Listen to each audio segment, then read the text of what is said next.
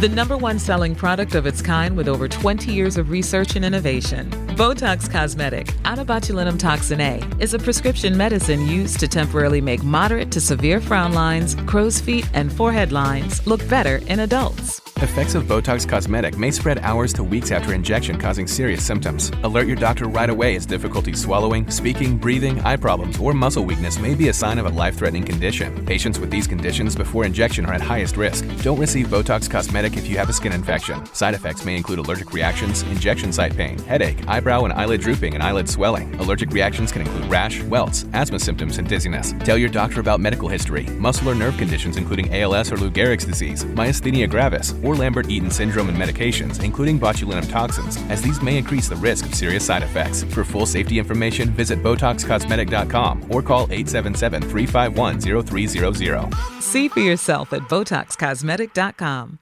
Choice Hotels get you more for your money so you can maximize any road trip. Like with the road trippers we see here in their natural habitat, the breakfast area at a Comfort Inn. Here's a dad teaching his son how to make waffles, fluffy golden waffles. There's a mom making sure her daughter eats some fruit to avoid the "I'm hungry" from the back seat. And a sibling standoff over the last muffin. This is the cycle of vacation maximizationing in all its glory. Check into more. Book direct at choicehotels.com. Starting a business can seem like a daunting task, unless you have a partner like Shopify.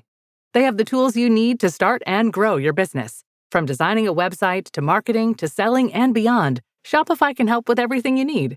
There's a reason millions of companies like Mattel, Heinz, and Allbirds continue to trust and use them. With Shopify on your side, turn your big business idea into... Sign up for your $1 per month trial at shopify.com/special offer. Your burger is served. And this is our finest Pepsi Zero Sugar. Its sweet profile perfectly balances the savory notes of your burger. That is one perfect combination. Burgers deserve Pepsi. On WhatsApp, no one can see or hear your personal messages. Whether it's a voice call, message, or sending a password. To WhatsApp, it's all just this.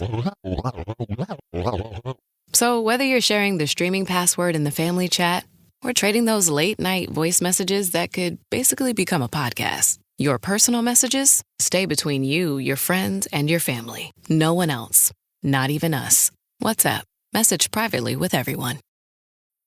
The Jack Welch Management Institute at Strayer University helps you go from, "I know the way," to "I've arrived" with our top 10 ranked online MBA.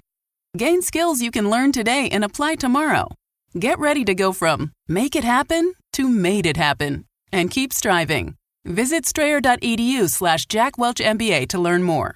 Strayer University is certified to operate in Virginia by Chev and has many campuses, including at 2121 15th Street North in Arlington, Virginia. If you went on a road trip and you didn't stop for a Big Mac or drop a crispy fry between the car seats or use your McDonald's bag as a placemat, then that wasn't a road trip. It was just a really long drive. Ba-da-ba-ba-ba. At participating McDonald's. Psst, your payments are showing. But with Apple Cash, your payments are private by design. There are no public feeds. Send and receive money privately in messages or with Tap to Cash. Switch to Apple Cash. Apple Cash services are provided by Green Dot Bank, member FDIC. Hey business owners, we know you know the importance of maximizing every dollar. With the Delta SkyMiles Reserve Business American Express card, you can make your expenses work just as hard as you. From afternoon coffee runs to stocking office supplies and even team dinners, you can earn miles on all your business expenses. Plus, you can earn 110,000 bonus miles for a limited time through July 16th. The Delta SkyMiles Reserve Business Card. If you travel, you know. Minimum spending requirements and terms apply. Offer ends 7/16/25. Welcome to the HCI family of podcasts. We're your source for personal, professional, and organizational growth and development. We share our own original research, explore industry trends, and interview executives and thought leaders from across the globe. Join us for practitioner-oriented content around all things leadership, HR, talent management, organizational development, and change management. Maximize your personal and organizational potential with the HCI family of podcasts. Simon T. Bailey, welcome to the conversation today. So good to be with you. Thank you for having me. It is great to be with you. You're joining us from Chicago. I'm south of Salt Lake City in Utah. And today we're going to be talking about discovering your purpose through resilience in leadership. You know, leadership is often a thankless gig. I was actually just having a conversation this morning with someone who was kind of frustrated, kind of blue this morning because of the challenges they were facing. And the reality is, yeah, often leadership really is just a thankless job. It's hard. You're bearing a lot of weight. People are coming at you all the time with their problems, with their challenges. You're trying to put out fires. And a lot of times, people are upset at you and you're just doing the best you can. And it's all about resilience. It's all about just staying with it, and the falling down and getting back up, and all of those sorts of things, all those cliches, right? It's all about all of that. And leadership is hard, right? And that's why I think it's just so important that we always know our why, that we always have a clear purpose, and fostering that resilience within ourselves is really what's going to make us a great leader. So we're going to unpack all of this and talk about how that can help lead to our purpose as we have this conversation today. As we get started, I wanted to share Simon's bio with everybody. Simon T. Bailey is the world's leading expert in brilliance. His groundbreaking research, State of Working America report, Thriving in Resilience and Brilliance, solidifies his insights in his 11th book, Resilience at Work: How to Coach Yourself into a Thriving Future. With Disney Institute as his launchpad, he's left an incredible mark on 2,400 plus organizations in 54 countries, including American Express, Deloitte, Visa, Signet Jewelers, and Taco Bell. He has made a remarkable impact on over 120,000 professionals who've experienced his pioneering courses on the LinkedIn Learning platform. He's also been recognized as Success Magazine's top 25, alongside Brene Brown, Tony Robbins, and Oprah Winfrey, as well as being on LeaderHum's top 200 power list. His viral video, released on Goldcast through Meta, has over 91 million plus views to date. I could go on. There's just so many awesome things about you and your background, Simon, but I'm going to pause there. Anything you would like to highlight by way of your background or personal context before we launch on into the conversation? The one thing, John, that I've learned is that real leadership is not about motivating or trying to engage people to do more. Real leadership is about inviting people on a journey to discover the leader within themselves while they're following you. So a leader can never take people to a place that they've not been themselves. With a Venmo debit card, you can Venmo more than just your friends. You can use your balance in so many ways. You can Venmo everything. Need gas? You can Venmo this. How about snacks? You can Venmo that. Your favorite band's merch? You can Venmo this. Or their next show? You can Venmo that. Visit venmo.me/debit to learn more. You can Venmo this, or you can Venmo that. You can Venmo this, or you can Venmo that. You can Venmo. The Venmo MasterCard is issued by the Bancorp Bank N.A. pursuant to license by MasterCard International Incorporated. Card may be used everywhere MasterCard is accepted. Venmo purchase restrictions apply. This episode is brought to you by State Farm. Knowing you could be saving money for the things you really want, like that dream house or ride, is a great feeling. That's why the State Farm Personal Price Plan can help you save when you choose to bundle home and auto. Bundling, just another way to save with the Personal Price Plan. Prices are based on rating plans that vary by state. Coverage options are selected by the customer. Availability, amount of discounts and savings, and eligibility vary by state. Eczema isn't always obvious, but it's real.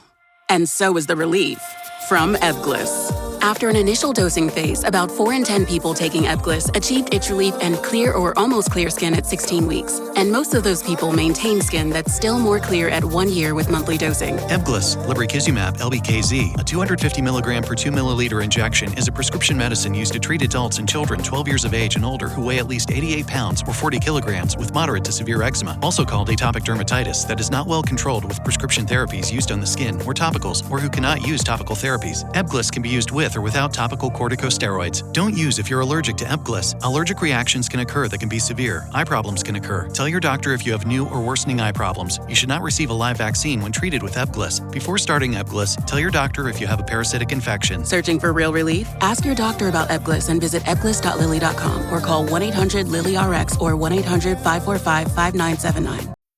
This episode is brought to you by Polestar. There's only one true way to experience the all-electric luxury SUV Polestar 3, and that's to take a test drive. It can go from 0 to 60 in as little as 4.8 seconds with the dynamic handling of a sports car. But to truly understand how it commands the road, you need to be behind the wheel. Up to 350 miles of range, the 3D surround sound system by Bowers & Wilkins. It's all something you have to experience to believe. So book your test drive for Polestar 3 today at polestar.com. Close your eyes, exhale, feel your body relax, and let go of whatever you're carrying today. Well, I'm letting go of the worry that I wouldn't get my new contacts in time for this class. I got them delivered free from 1-800-CONTACTS. Oh my gosh, they're so fast. And breathe. Oh, sorry. I almost couldn't breathe when I saw the discount they gave me on my first order. Oh, sorry. Namaste. Visit 1-800-CONTACTS.com today to save on your first order. 1-800-CONTACTS. Yeah, I like that. Yeah, so we often talk, people often are talking about how to motivate others, how to lead the horse to the trough, right? Or to go get the water. What you're saying is we can't actually motivate anybody. We can't actually lead someone to the water if they don't want to go or if they haven't ever been there themselves. And I wholeheartedly agree. We can't ever motivate somebody. All we can do is help them on the journey towards self-discovery, towards, where they can learn and uncover their own motivations. And then we can create an environment where they can have that self-motivation and where they can unlock their own key core motivations themselves. And that's what a leader does. That a leader creates that environment. A leader creates those kind of experiences where those things can be unlocked, where those things can be experienced, where people can come together, and then the synergies and the collaborations can happen that can really create really cool things, right? Absolutely. And when a person knows that a leader gets them and cares about them, that person goes the extra step because they know that leader is about them and not just themselves. Yeah, absolutely. Well, as we get started, I would love if we could start by just unpacking a little bit of your research, State of Working America, Thriving in Resilience and Brilliance. Tell us a little bit about that. This comes out in your Resilience at Work book. What are some of these core findings? 55% of working Americans would rather take a lower paying job to work for a leader that inspired their brilliance instead of one that doesn't. 74% of working Americans would prefer to work for a leader who had no advanced degrees instead of a leader that had formal education.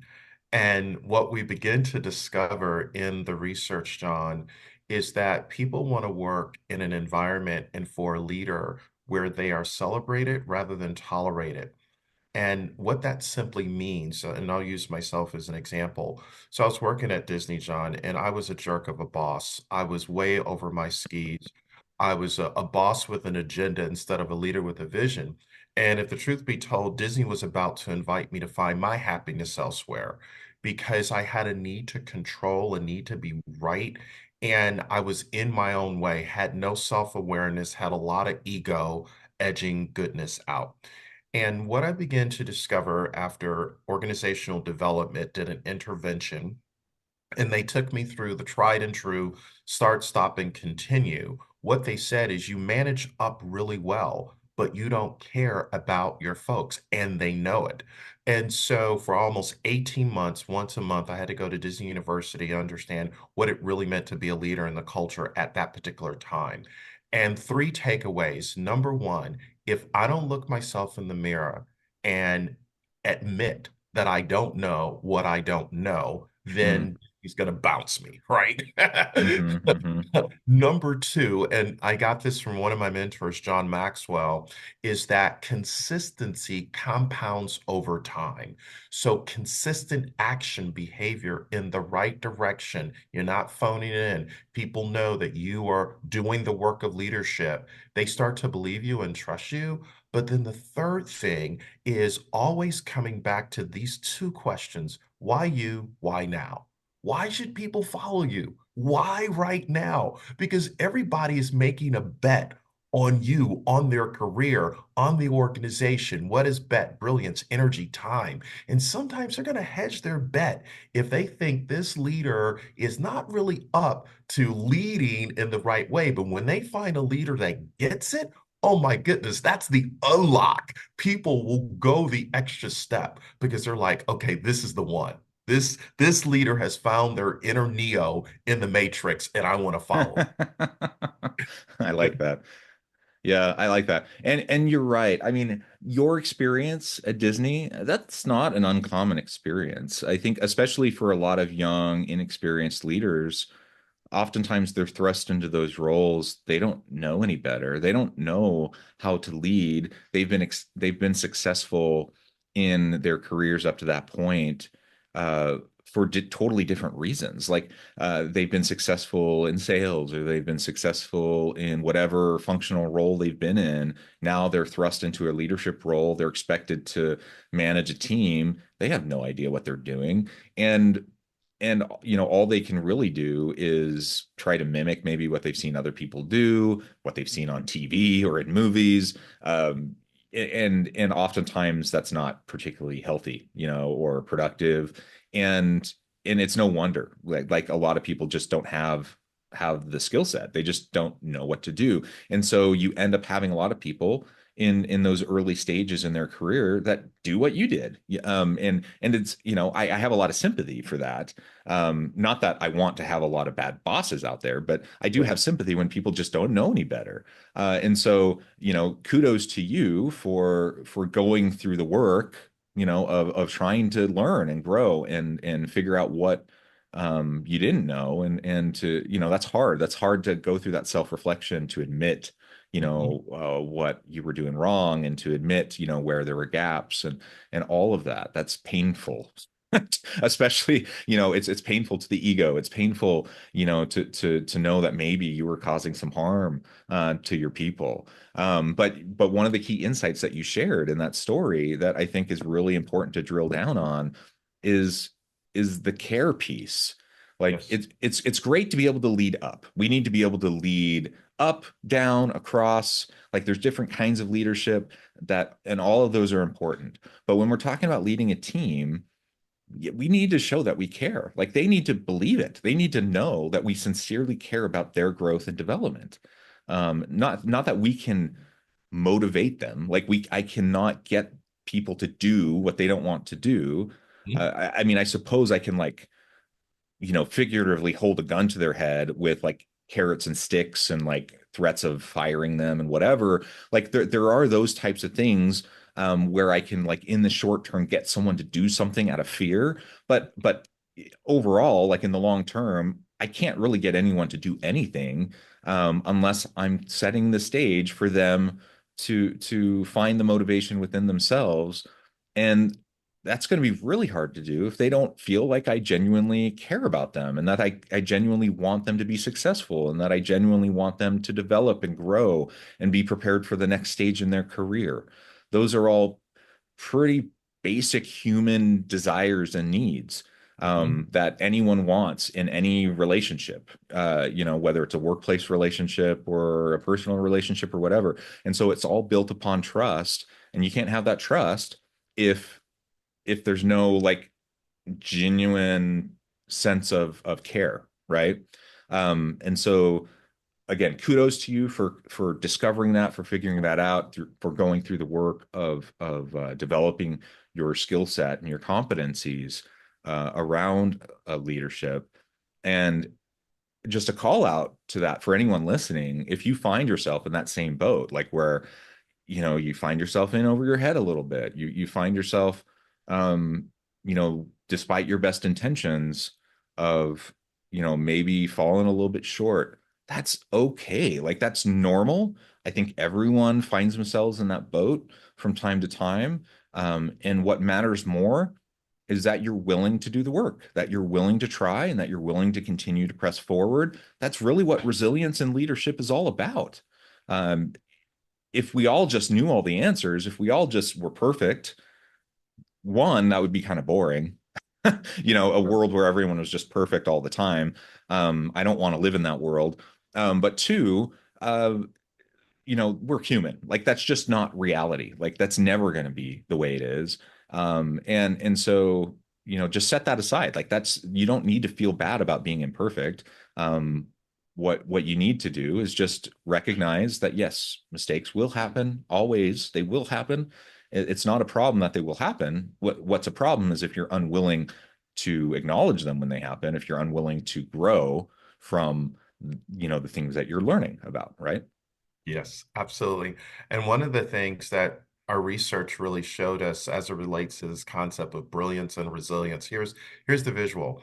In business, it's like surfing in the ocean. You get knocked off your surfboard because of uncertainty, everything happened in the economy. Your resilience gets you back on the surfboard, but it's your brilliance that allows you to catch the next wave. So we ask working Americans, how do they define brilliance? Which is just another way, John, of saying purpose. And working Americans told us that brilliance is creativity, confidence, and wait for it, intelligence. So, in other words, when people are in a caring environment and that leader cares about them as a human being, individuals actually practice AI, Mm. actual intelligence. They start to show up and go above and beyond because they have confidence in the resilient leader who understands who they are as a person. Now, how do you get there? It really comes down to have to versus want to. Do I have to lead or do I want to lead? And people know the distinction every single day. They're going through the file system, through the data in their mind to say, are they doing this because they have to do it? Or are they doing it because they want to do it?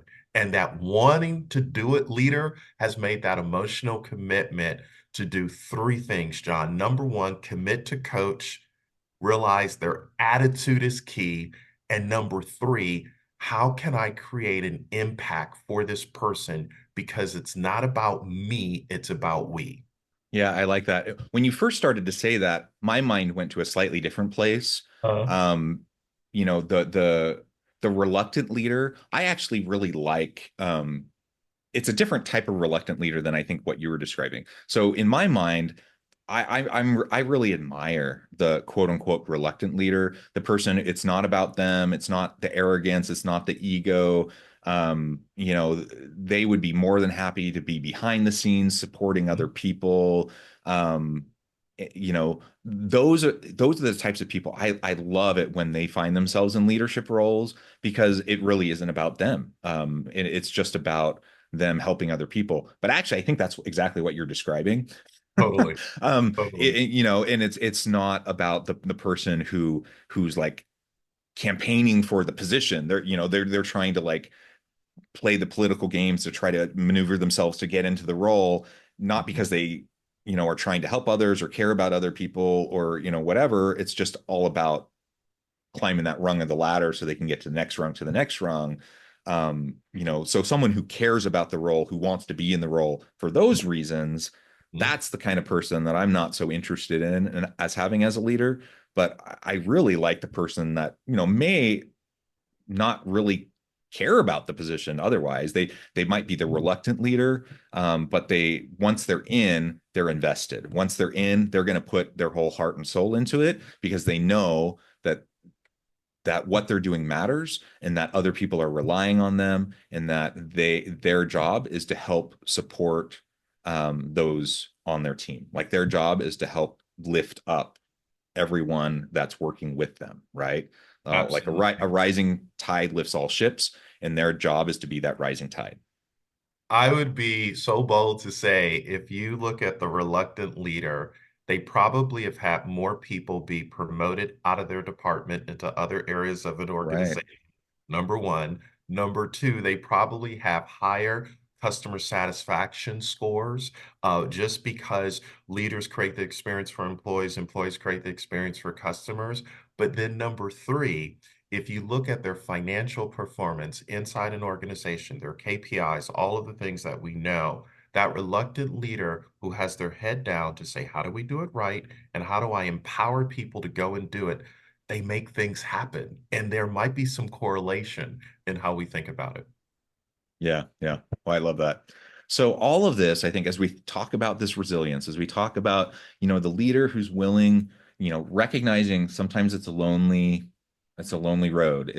It's a thankless road. It's a heavy weight to carry, the burden of leadership. All of this is true, right? And so having resilience as a leader is very, very vital. I would say that's always the case, but especially like during the pandemic, I think we saw this as keenly as any time, because everyone was dealing with mental health challenges, social isolation, all of that, but it was really put upon leaders to look out for their teams and look out for everyone else. But who was looking out for the leader, right? So it was just extra hard. It was extra challenging. Um, how does all of that then, if I'm someone who's in a leadership role, I'm trying to practice resilience. How can that help me discover and lean into my purpose? Wow. Well, the first thing is being intentional about self-reflection. Self-reflection is something that I learned from Harry Kramer, former chairman and CEO of Baxter Healthcare. I was interviewing him for a client virtually, and I said, Harry, in your 40-year career, what is the one thing that has allowed you to tap into your purpose? And he said, Simon, I ask myself three questions every single night before my head hits the pillow. Question number one, how did I make a difference today? Question number two, how did I grow? And then question number three, how do I add value or make a difference tomorrow? And I said, Harry, you do it every day. He said, every day, because he said that self-reflection keeps my feet on the ground, keeps me in touch with what's really going on. And it's that self-assessment without the board, without the other C-suite executives weighing in, that allows him to say, okay, here's my true north. Here's kind of what's going on. So those listening to us, I think, John, if they will have a self-reflection practice, come up with those questions, but take it a step further. Just don't jot it down perhaps on your smartphone. Write it down. The power of therapeutic, writing it down, you stepping back, looking at what did I just write? It's that hand to heart connection that allows you to truly know where you are. Yeah, I love that. The self-reflective piece, I think, is always powerful. It's always important in a lot of different facets of our life. But I think particularly when you're wrestling with leadership roles and leadership practice and learning and growing as a leader, practicing regular self-reflective practices, various mechanisms, um, keeping a journaling and reflecting is always going to be powerful. I know personally, when I found myself in different leadership roles, I've found an incredible amount of meaning and purpose through the personal growth that I have been able to see in myself and track over time, that resilience that I've been able to see. And sometimes it's hard to see in the short term. It's kind of like, you know, if you're like trying to lose weight, like you're exercising, you're trying to lose weight, like you're slowly building some muscle mass and you're losing some weight. Yeah. The day to day, you don't see it, right? Uh-uh. But 6 months or a year down the road, you Mhm. look in the mirror and you're like, oh, I lost 20 pounds and I put on some muscle, and you compare a picture from 6 months ago to 6 months down the road, and you're like, oh, that's actually quite a bit of difference. It's kind of the same thing when you're like tracking yourself slowly over time as a leader. You may not notice everything over time and in little increments, but if so I'm a big advocate for not only reflecting consistently, but take time to kind of do the meta reflections where you go back and look at yourself and track yourself over the months and even the years, and see where you were and see where you've come, because that can be super powerful, um, and quite invigorating, to realize like, oh, I've grown a lot as a person. I've grown a lot as a leader. You might also cringe a bit. You might cringe when you realize, oh my gosh, I can't believe I did that. I can't believe that's how I responded in that situation.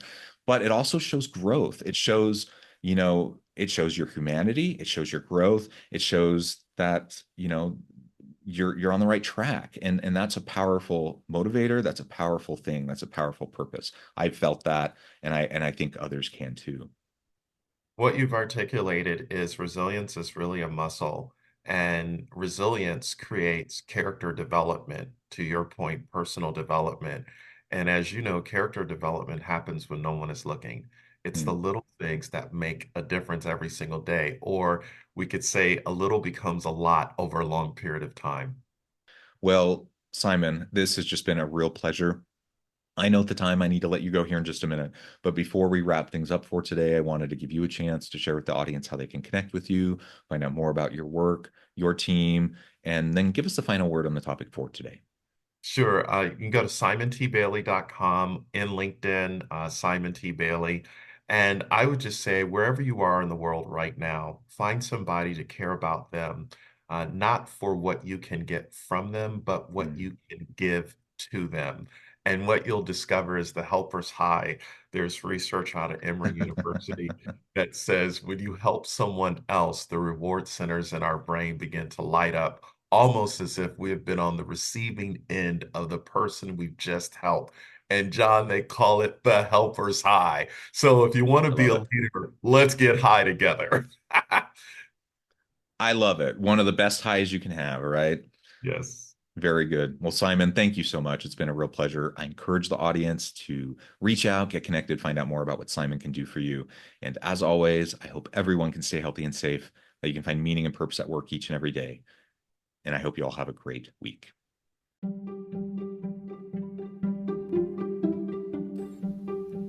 Thanks for joining us for this episode of the podcast. We hope you stay healthy and safe, and please join us again soon.